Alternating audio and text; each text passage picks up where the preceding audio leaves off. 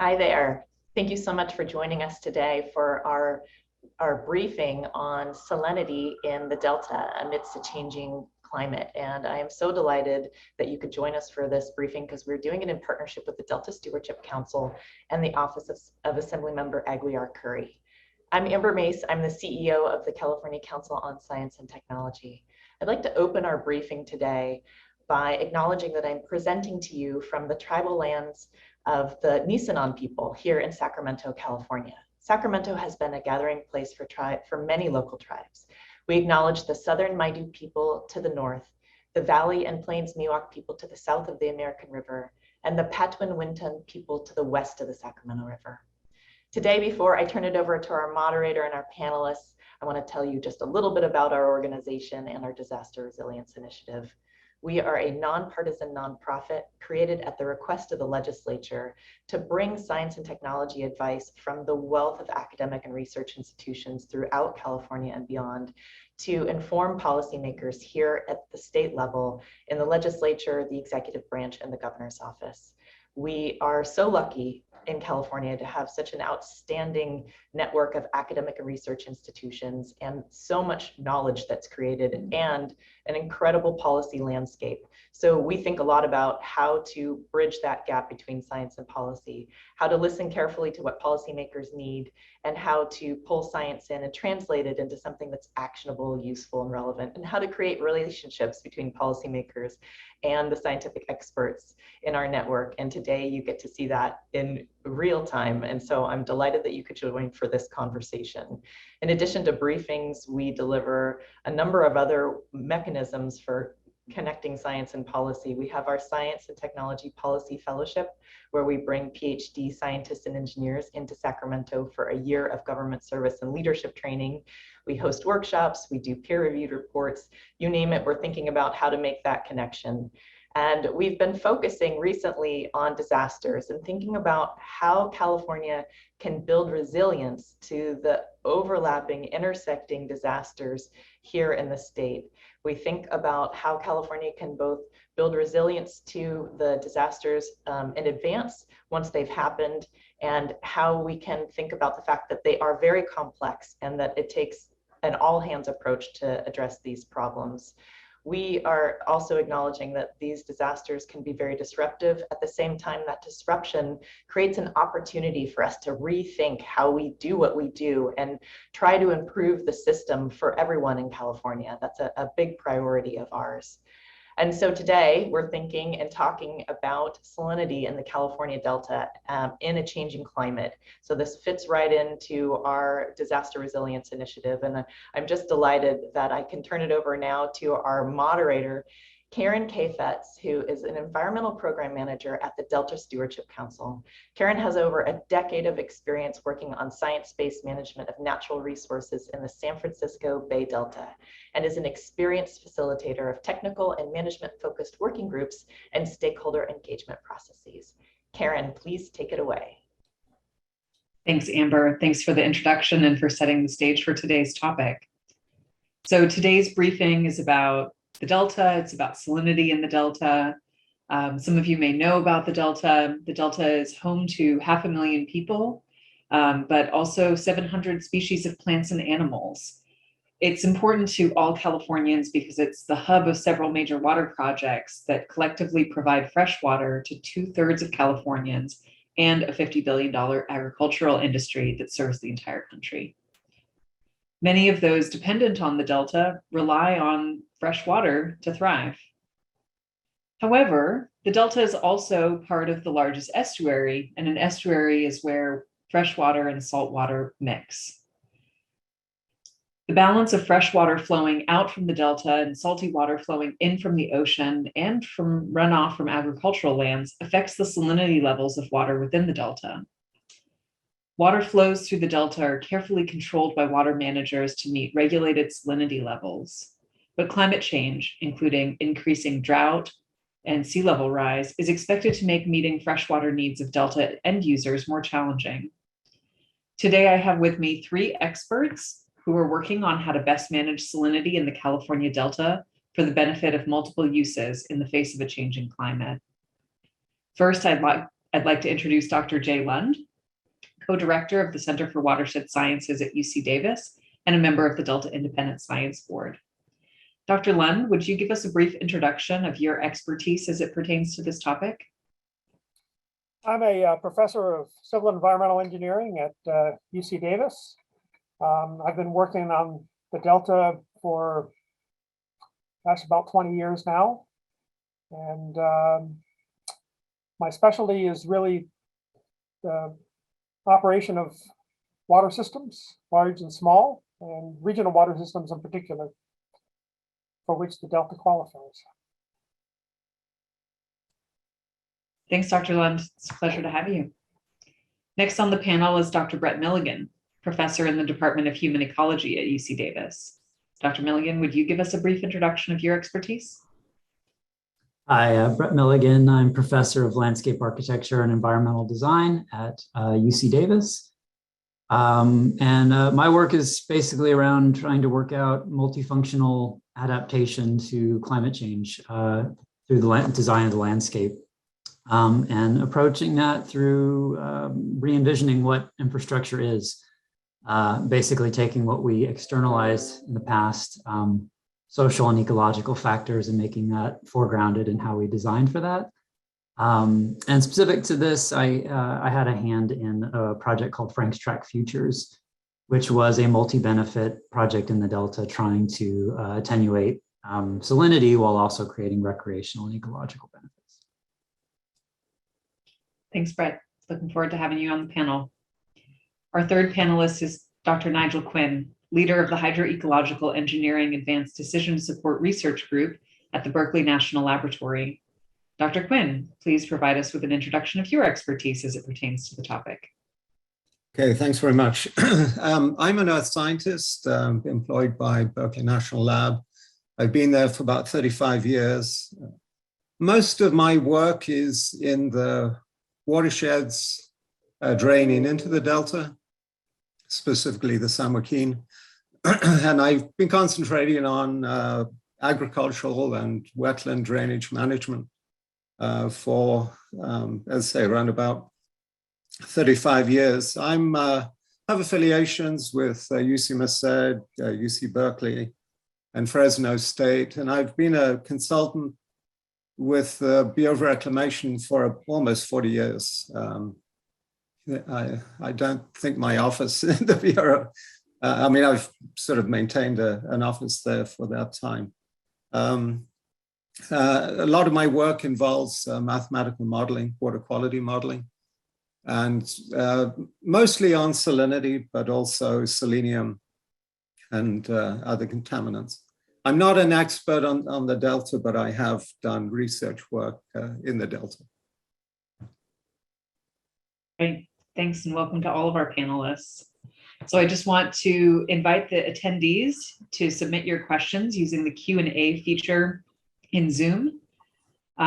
Please include your name and affiliation along with your questions. Our first question comes from our sponsor, Assemblymember Cecilia Aguiar Curry, who asks, why is it so important to maintain freshwater supplies in the Delta? I'd love to start with Nigel. Thanks.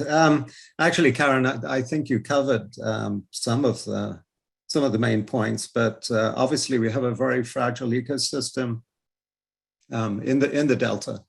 And so we want to maintain that ecosystem, the native ecology and the fish species that all have adapted to the current Delta hydrology. It's changed significantly over the years and centuries, and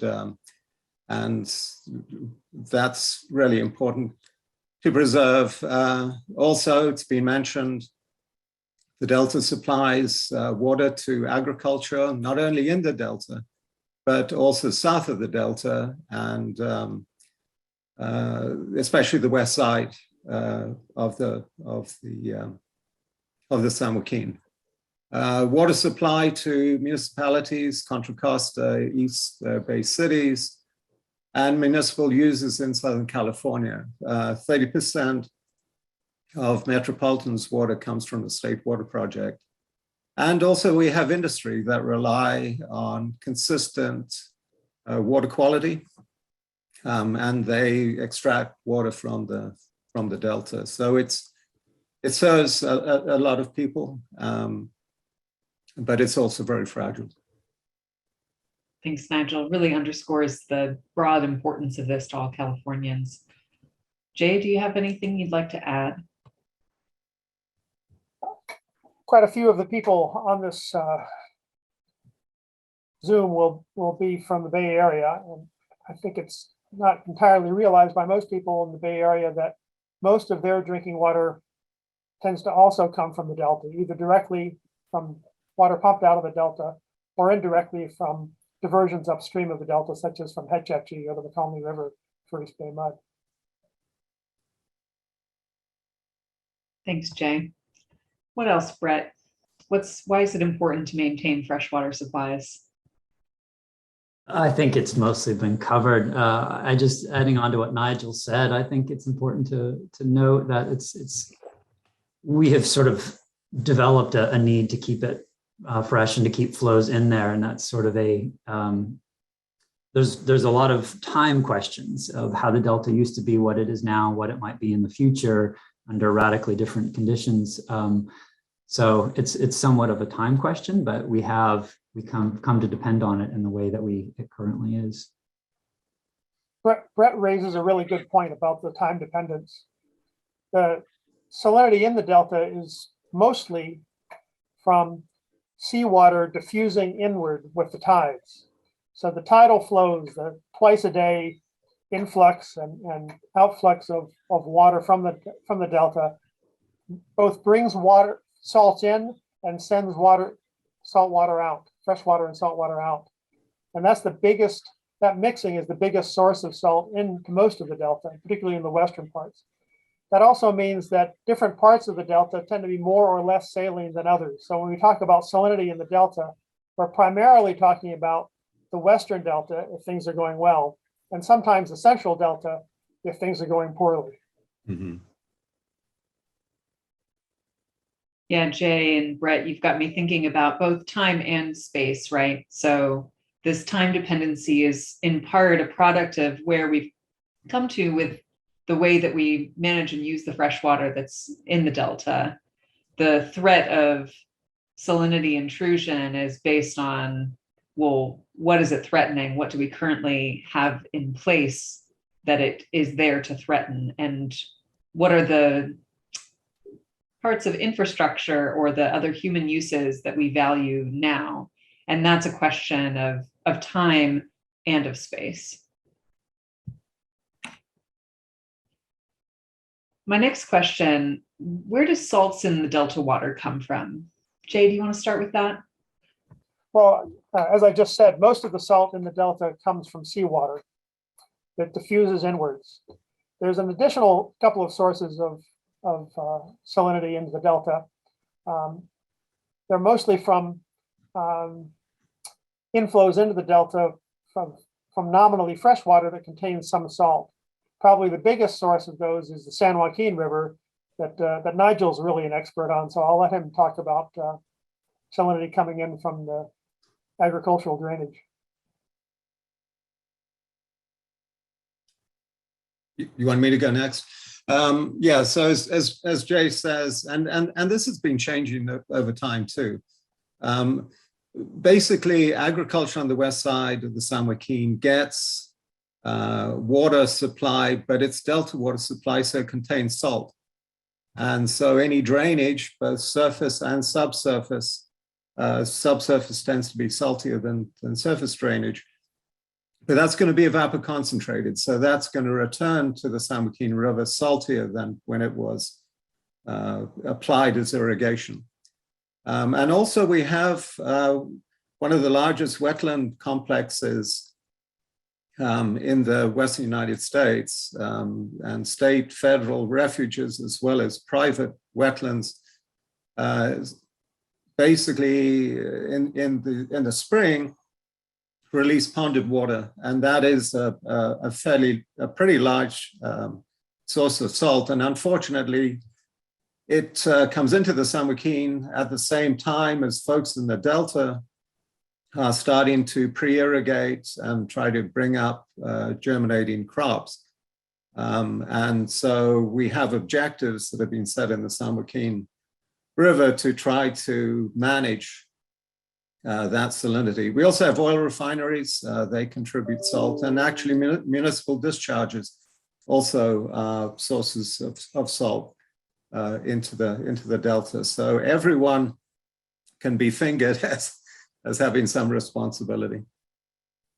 Nigel, we have a related question from Clyde Williams from the Sierra Club California Water Committee. He asks, how has the switch from annual crops to perennial crops changed salinity of agricultural return? And a related question, with climate change and snowpack reduction, how would agricultural return change? Probably the biggest problem of having permanent crops is that farmers don't like to have those crops that they spend a lot of money sort of planting and raising to die. And so it used to be, when we had a real mix of crops, that we could fallow certain lands, and that would free up water supply, not only for other agriculture, but also the cities. I mean, the Sacramento Valley Met has, for many, many years, basically been paying farmers not to farm and using that water as a water supply. So it doesn't, when you're growing a crop, the return flows are pretty much the same. However, as water becomes more scarce, folks invest money in things like drip irrigation, which not only reduces the amount of water that the crops need, but also can significantly reduce the return flows. And actually, that's been happening on the Western San Joaquin as water has become more scarce, and farmers on the west side very rarely get 100% contract water supply anymore. And so there's been increasing amount of drip irrigation. Not every farm has drip irrigation, but there's been a steady progression over time. So perhaps a bit of a negative feedback between the drought stress and the salinity problem, at least with agricultural return. Yeah. Well, the other thing is the concentration. As farmers conserve more water, there's less water and basically less water to dilute the salt. So as farmers do a better job of conserving, the quality of their return flows tends to degrade. So it's saltier water that comes off, it's just less of it. So the loads to the river reduce, but the concentrations actually can go up. Thanks, Nigel. My next question is, what are some of the available strategies for managing delta salinity? Let's start with Jay. Well, there's quite a few ways. The first two ways that were considered back in the 1920s were to build a dam round about where Benicia is now, and keep all the fresh water to one side and keep all the salt water to the other. After what for the time was a pretty elaborate economic analysis, they decided that it was cheaper and less and more convenient to have delta outflows, use delta outflows to repel seawater and keep it out to sea. And that's been the strategy that we've continued till this present day, and current regulations embody that. So primarily what we do is we regulate delta outflows and delta inflows and delta pumping, the net of that being delta outflows to keep seawater out and to flush some of the salt that otherwise would accumulate in the delta out to sea. That strategy has been modified this year and the last few years by adding a emergency salinity barrier, which means that it doesn't take quite as much delta outflow to keep the salts out of the delta. So there's various ways of looking added around. But primarily, there's the two ways to have delta outflow and to have changes in the geometry ranging from a dam to the changes in the delta channels so that you don't need as much delta outflow to keep salinity out.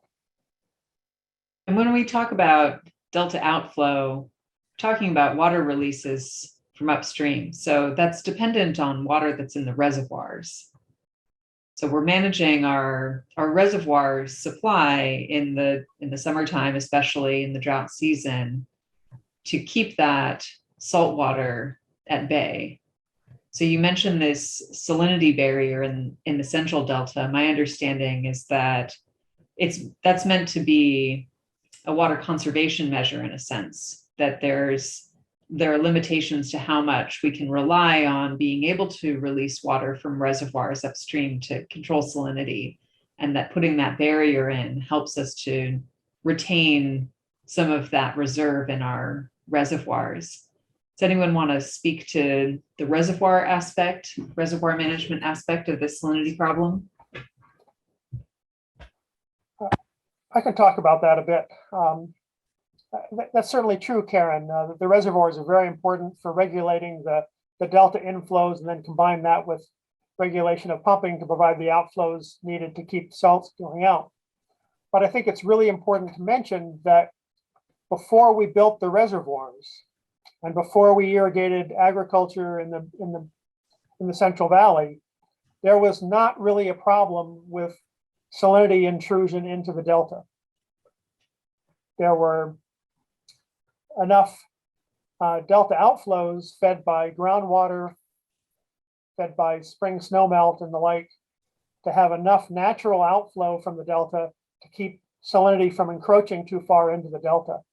And so really it's not just the reservoir operations, it's mostly the upstream diversions that first caused salinity intrusion problems for the delta, to the degree that in the 1930s, when agriculture had been well established throughout the Central Valley, that's the time that we had them, during that drought of the 1930s, was the time when we had the most delta salinity intrusion ever.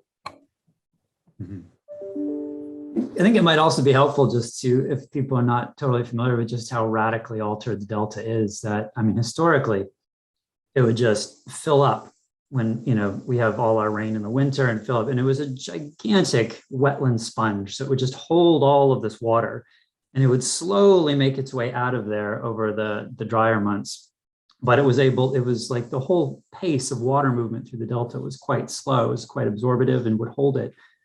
And what we've done is basically separated what was floodplain. The floodplains are now completely separated from the channels. The channels are wider and bigger. So basically water is just like an expressway of water through the delta. It's not held at all. So it's all very fast in terms of velocity of how it moves through there.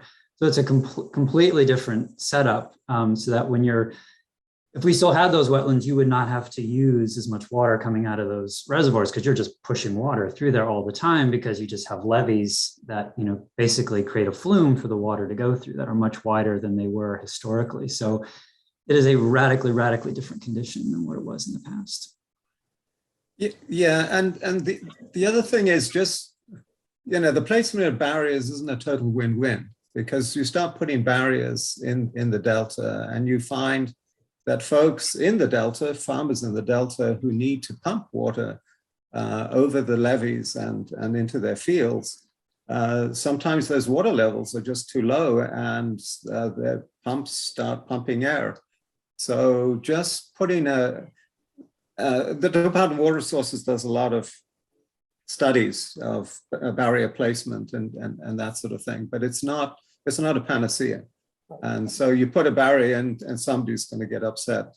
The other thing I'd like to say, and Brett sort of made this comment earlier on, one of the strategies has got to be, I think, just reimagining the whole delta. And I think what Brett just said is very important, and it really ought to be better understood. I mean, this is a radically different, a radically changed environment. And we have to start thinking of the whole system. I mean, I think, I don't know, USGS or somebody talked about sort of one delta, sort of one hydrology. It really needs to be thought as a whole, and we need to start thinking about the system in a different way. And until we do, we're not going to solve a lot of these problems. Jay and I are both engineers, so we always think change the plumbing and change the regulation. That's typically our strategy. We're not sociologists, but to my way of thinking, this is a social sciences problem as much as it is an engineering problem. All engineering problems are mostly social science problems, actually. Well, we don't tend to think of Technology is it the that easy way, part. unfortunately. But Well, and Brett, you work a little bit at that interface between the social science problems and the engineering solutions. Do you want to talk a little bit more about your work in Frank's Tract? Sure, yeah. So basically we have, the other panelists have talked about the salinity barrier that DWR has to put in when it gets during droughts. And that is something they don't like doing either. It's a very sort of primitive solution. You just chuck in a bunch of rock, basically close off a waterway, which stops the salinity to pretty effectively, but has a lot of other impacts. It really impacts boating. It impacts velocities and things like that. It affects the taxiways that people use for boats across the islands and things like that. So what we tried to do with Frank's Tract Futures was to see if you could play with the geometry of land masses in the Delta and configurations of channels to still get that effect, but without just putting in a hard barrier, and to try to use what you might call really large green infrastructure, basically piling up sediment to create tidal wetlands, to use that as a kind of a plug for some of the salinity coming in. So if Frank's Tract is a subsided tract in the middle of the Delta, where because it's a subsided open body of water, it's basically a novel tidal lake where that salinity comes in.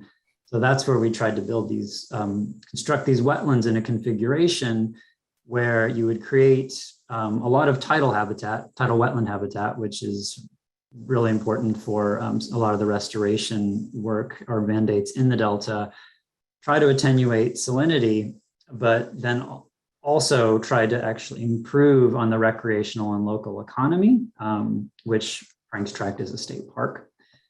So that was how we tried to configure these land masses in ways that would improve boating and provide features for boaters who really, the Central Delta is a boating highway. That's how a lot of people get around. So I don't know, it's a very complicated project to try to distill in a short time, but what we were trying to do was bring together all of these different elements of trying to attenuate salinity into the Delta in a way that you're not having to take this barrier in and out and spending vast sums of money on something that's kind of dumb, but frame, but something that could stay out there that wouldn't prevent boating travel through. Your routes might be a little longer, but they might actually be faster because you're actually getting rid of some of the aquatic weeds and other things through making the thing. And then providing these new recreational features that I think would actually really improve recreation in that area. So I think we're only at the beginning of this, of trying to start to really think about these kinds of creative ways of how we might reconfigure the Delta, kind of like how Nigel mentioned, like thinking more systemically of like what we can do instead of just trying to put these Band-Aids on things. Thanks, Brett. This is something that I'm working on at the Delta Science program as well, Delta Stewardship Council. We're convening a series of conversations broadly about the problem of salinity management and how to think outside of the box about management strategies and solutions. One of the big categories that we're using to classify in different types of solutions is the hard engineering versus the nature-based solutions. And Frank's Tract is right now the best example we have of the planning process towards a nature-based solution. I'll emphasize this isn't a project that's funded yet. It doesn't have a project sponsor. Nobody's working on a CEQA analysis for it, but it was a co-design process that involved state agencies with different potential ways that they could benefit from this project towards their agency missions, and also community members who are representing businesses and recreational interests who could potentially stand to benefit from reconfiguring this tract, as Brett described, for more recreational and aesthetic improvements, economic improvements. But yeah, I think we're right at the forefront right now of starting to think beyond just hard engineering solutions. And it's not necessarily the purview of just the Department of Water Resources to plan for a giant landscape transformation project. I think it takes a collaborative approach in order for us to go beyond those myopic single agency missions and think more holistically about how we could transform the Delta landscape to serve broader interests than just the preservation of fresh water. And Karen, just to pick up on that too, I mean, there've been a lot of projects. One in particular, some colleagues of mine were involved in, called Bay Delta Live. And that's basically, and our use of the web obviously has exploded in the last decade, and it continues to improve. But it's getting information to folks because without information, you can't change your vision or your perspective. And putting information out in a way that it can be used to aid decisions, not just information for its own sake, but carefully curated information that one increases the confidence that folks have on their understanding of some of the functions of the Delta, but also to be able to shift their positions a little bit and compromise perhaps a little bit, because there's going to need to be some compromise. Not everyone's going to get what they want. So I think we're making progress. I mean, the organizations that Jay and I belong to, QEMF, which has done a sterling job over the last 20 years, just getting folks talking to one another and convening folks with different interests to talk about science-based solutions. And that really helps, but we need to do a lot more of that. There's really very little reason to believe that the best configuration for the Delta for the future and for society's current and future objectives is the configuration we have for the Delta today. Mm-hmm.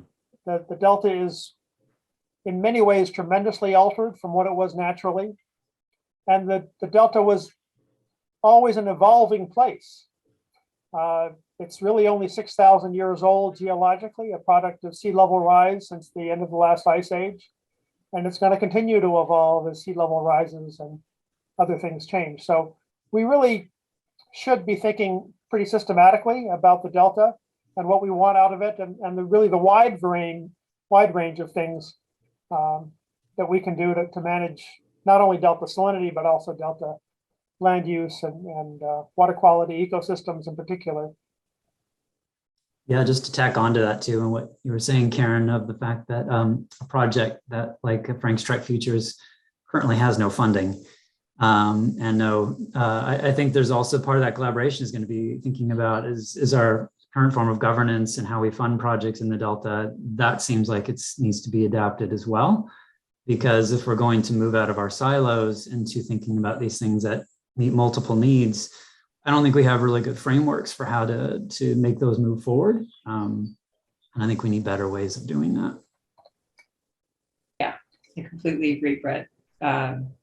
My team just sponsored a brown bag series on governance, Delta governance, and the last webinar, which was about 2 weeks ago, was on adaptive governance. And it's exactly this problem that our current governance structures do not support the needs that we have, in particular for addressing a changing climate. It's such a multifaceted problem, and the way that our governance structures are currently set up largely to deal with one problem per agency. That might be an oversimplification, but that's kind of how our government is structured. And so it's actually very challenging for us to work on problems like climate change in our existing governance structures. And we really need to rethink how we collaborate and partner. And in particular, how do we collaborate and partner when it comes to large financial investments in climate adaptation futures? Yeah, and speaking of governance, it also pertains to regulation, because the total maximum daily load model, which is what is being used by the EPA to regulate non-point source pollution, is somewhat of an outdated concept, and it doesn't really take advantage of certainly the information technology we have at our fingertips.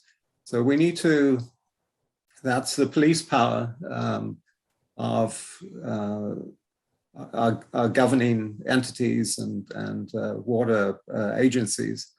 And that needs to be sort of rethought also. One interesting model that I've been heavily involved with is a entity called CV Salt. That's a Central Valley Salinity Coalition. And that's made up of hundreds of stakeholders, basically trying to figure out the best way of managing salts over the entire Central Valley. And I've been involved mainly on the San Joaquin side. And that, I mean, it's a long-term vision. Theirs is a 30-year vision. We're sort of working on the first decade right now. But just in terms of getting everyone to the table and listening to people's viewpoints, it's been very successful to date. It's self-funded to a large extent. So stakeholders, obviously, if they're putting money in, they want to see results. But that could be a model for how we move forward in the Delta.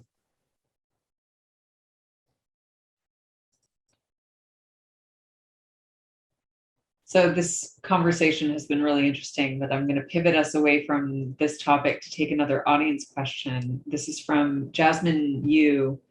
What is the impact of salty water on crops?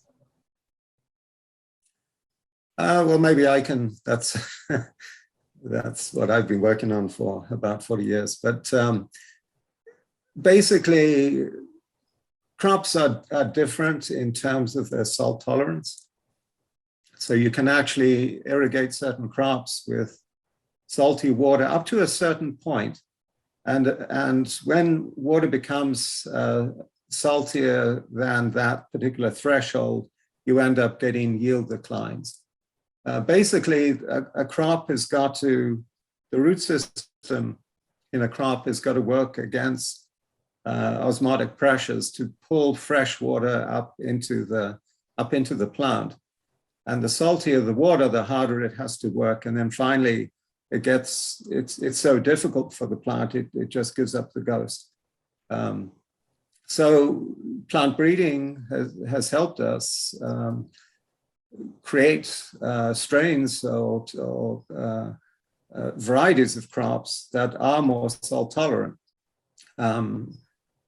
It tends to be that the more valuable crops tend to be the salt sensitive ones. So the crops farmers like to grow are the ones obviously they're going to get the most return from. And so almonds and crops like that, tomatoes to some degree, melons tend to be sort of less salt tolerant. Cotton, for a long time in the San Joaquin Valley, there was a lot of cotton grown, but now not so much, just because the returns on a cotton crop are much less than trees. And as we talked about before, having a monoculture of trees where you can't fallow an orchard when water is scarce puts us in a much more vulnerable position. But pretty much it's that relationship between yield and income and salinity that farmers are paying close attention to. Yeah. Yeah, and importantly, in your explanation there, noted that some of those crop types are a lot harder to change out than others. You can't change a whole orchard because you have a drought for 2 years. And vineyards, yeah, the same way, right? Permanent crops. Yeah. Lauren Bodine asked from the State Water Resources Control Board asked a related question about what farmers could do to be more resilient to salinity increases. And Brett, I know we talked about this a little bit with relation to some of the work that's being done on your Delta Islands Adaptations Project. So why don't you talk to us a bit about ideas about what farmers could do to be more resilient? Yeah, I'll talk about some ideas we're exploring. I'm not an expert in this realm, but these are some of the ideas that I think, I think there's basically expanding what farming is and might be in the future. And some of those one of them is known as polluticulture, which is basically growing crops on wetland. And this is something they do in the Netherlands and other places.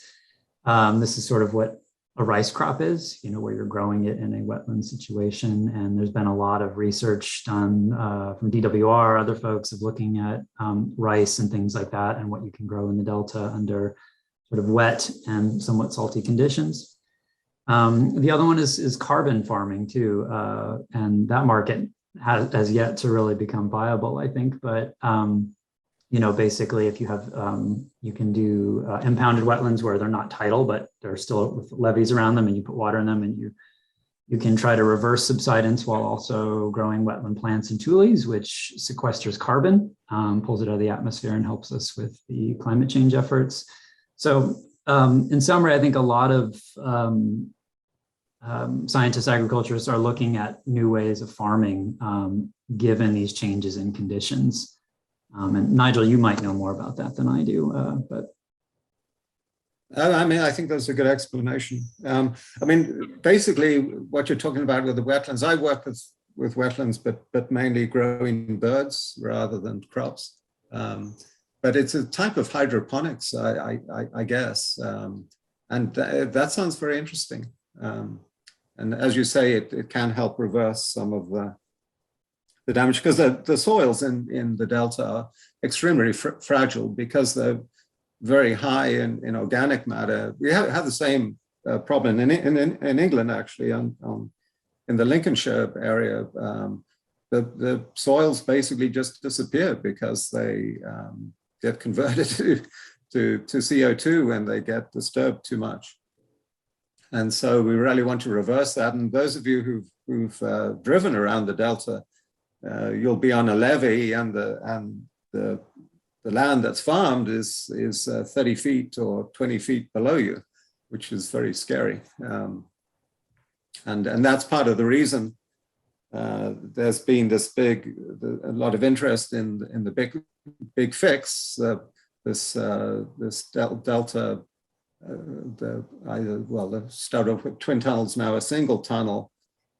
And Jay and his group has done a lot of really sterling work in this, and that is in the case of an earthquake and the loss of some of these levees and the consequent massive amount of salt water that would intrude into the Delta and shut off municipal water supply for long periods of time as the Delta recovers.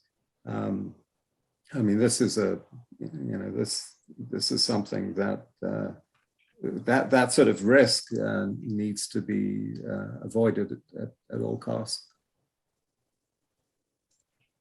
Well, while we're on the topic of big scale engineering solutions, we have a question from Richard Bell of the East Orange County Water District. Has there been consideration of a physical solution, such as a control structure across the Carquinez Strait? Oh, yes. Since the early 1900s, there have been considerations of that. The first California water plan in the 1930s, 1920s considered building a dam, essentially, by Benicia or by Carquinez Strait. And then there was the famous Reber plan in the 1950s across the Golden Gate. more recently, as recently as 1978, I saw a report dated then by the Army Corps of Engineers to build a submerged dam at Carquinez Strait to keep the denser salt water from coming in. There are lots of, I mean, almost every conceivable solution has been considered by someone at some point in some way for this delta over the last 100, 150 years. So there really aren't any new solutions, but there are nice variants, and some of the variants might be more suitable for these times than they were for previous times. Jay, do you want to just explain that the wedge, because some people may not understand the hydrodynamics of that mixing? Sure. So seawater is denser than fresh water, and so unless you have a lot of tidal energy to mix it, which we often have in the delta, the seawater tends to be below the fresh water on the top. And so there have been times in very big flood years when you've had fresh water flush all the salt water out of most of the delta and the bay, and have fresh water actually extending fairly far out into the Pacific Ocean. I'm just going to say, again, I like to bring in the historical perspective, and the Reber plan, if you haven't seen it, just Google it and you'll get it. It was this plan in the 1950s by a school teacher. And basically he was going to put the gate all the way out to the Golden Gate and fill in like half of the bay. It was a very Cold War era radical plan. I mean, basically filling in all the bay, creating all this like military infrastructure. There were these huge, like the entire thing was going to be fresh. And everybody bought into this idea, even the Army Corps. And well, the Army Corps was like, well, this looks promising and let's test it. So if you go to Sausalito, there is a giant physical model, and they built that to test his theory. Basically, they found out that it didn't work and it didn't get built for that reason. But at the time, given the values, you can see just how far we've come in terms of how we think about solutions to the Bay and Delta. Good shout out to the past, Fred, and I will add the feminist perspective that Sylvia McLaughlin, Esther Gillick, and Catherine Kerr started Save the Bay as an organization to fight the Reber plan and to fight other plans to fill in the bay. And, it's notably just a very important and large women-led effort to campaign for what we now cherish as our bayfront, recreation, aesthetics, all of that. So I would like to pivot us to a new question now, and I'll pose this to each of the panel members, but let you choose who wants to go first. What is one knowledge gap that still needs to be addressed on this topic, and what would be the benefit of filling this knowledge gap?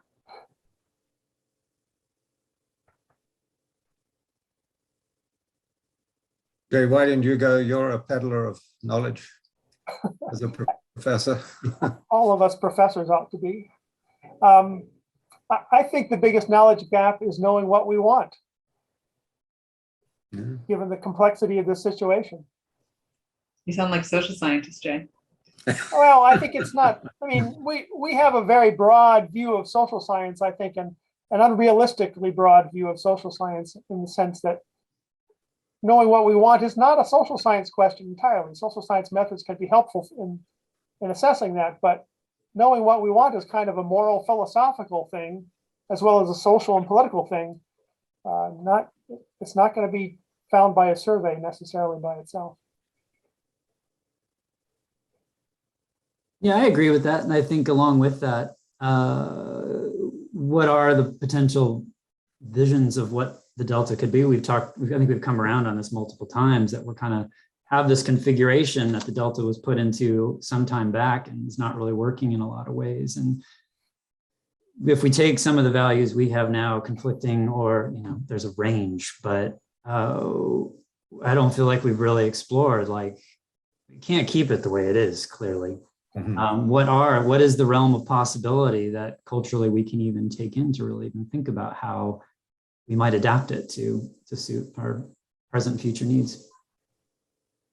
Yeah, we Yeah, we've built today's delta in the late 1800s and early 1900s, thinking that we were going to be a vast agricultural economy that was going to be dependent on irrigation. Well, we have an important agricultural economy that is about maybe 4% of the total state GDP, but we're also now a pretty rich economy relative to what we were when we designed this thing. And the sea level is rising and the climate is changing. And so we maybe should be thinking about the future, what we want and how to get there and what's plausible to get there. Yeah, and we have a lot more tools at our disposal now. I mean, Jay brought up the Bay model.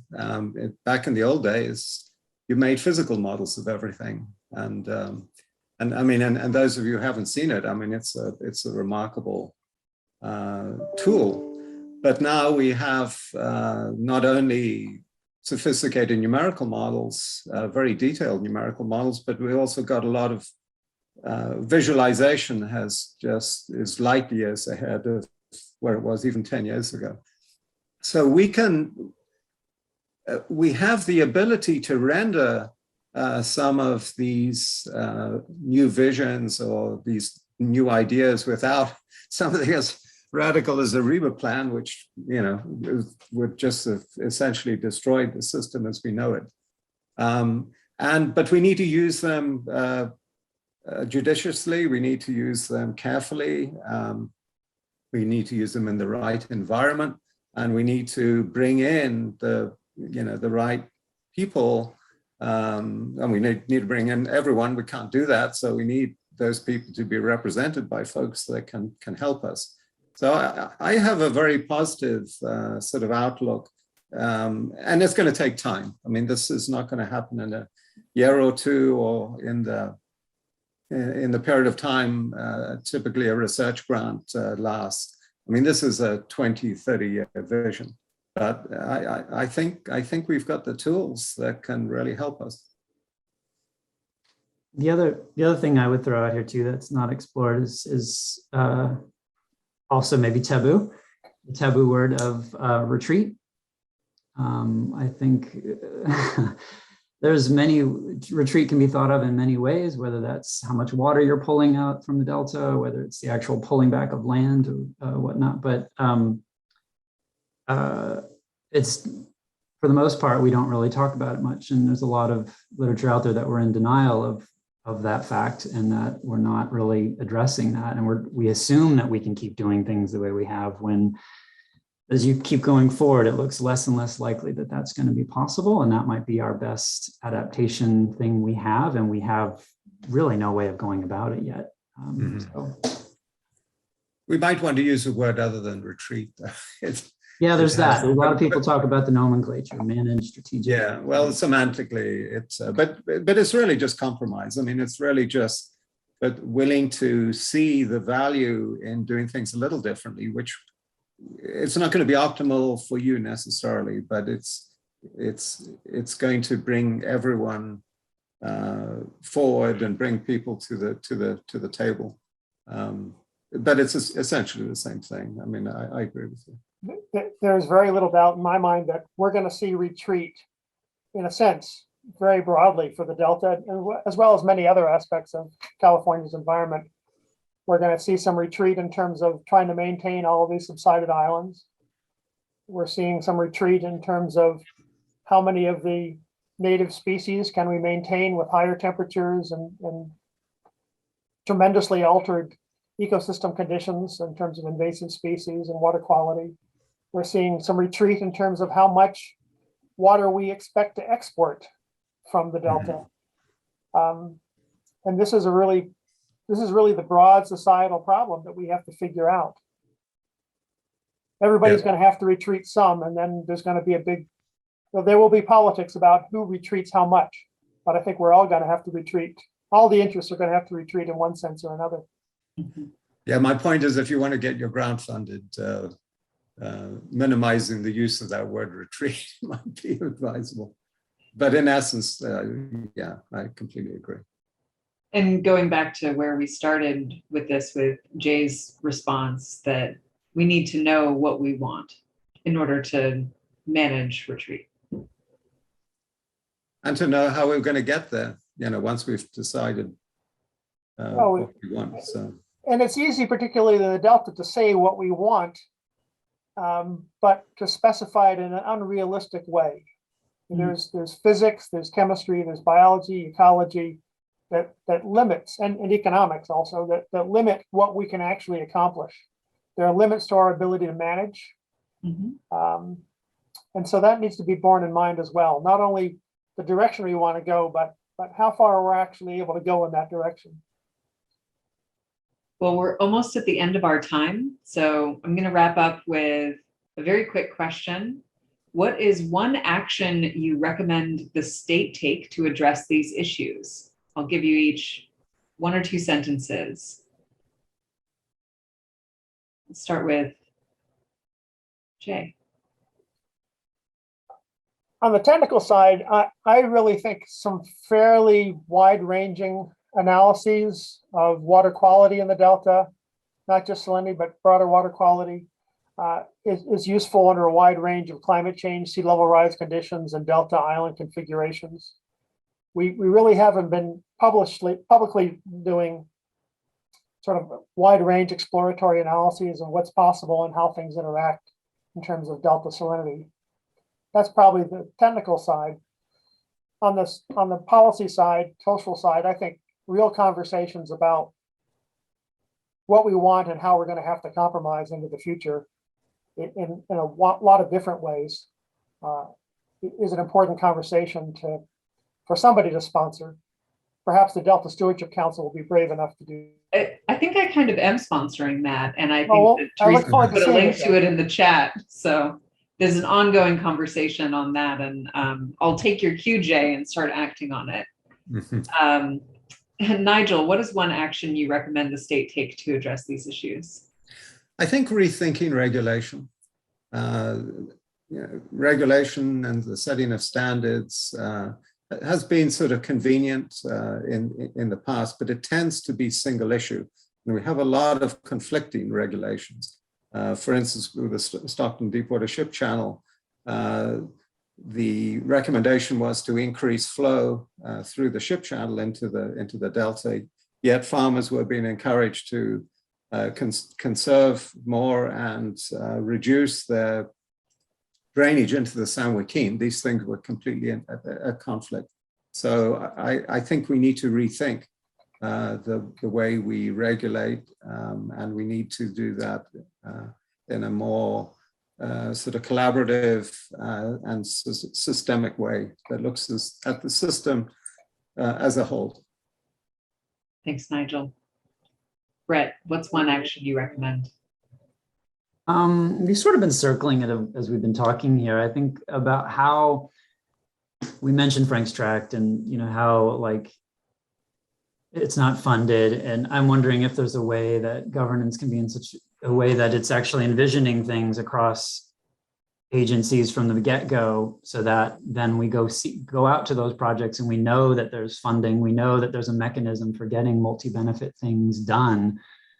Without them, you try to come up with a solution and then there's like no constituency for it when, so I think there's something about that, about how, and that we talk about this in terms of permitting or all kinds of things, but greater integration across sectors and how, like, what sort of thing could be put in place in the Delta specifically around adaptation. And a key piece of that too would be, how do we get at equity? We keep using the we, but who the we is really complicated and really hard to get at. So how do we put in a methods there to make sure that that decision making is equitable and public? Thanks, Brett. Our time is about up, so I'm going to hand it back to Amber Mace to close us out. Thanks to all of our panelists. Yes, big thanks to you, Karen, as our moderator, and to our panelists. What a thought-provoking and, might I say, visionary conversation.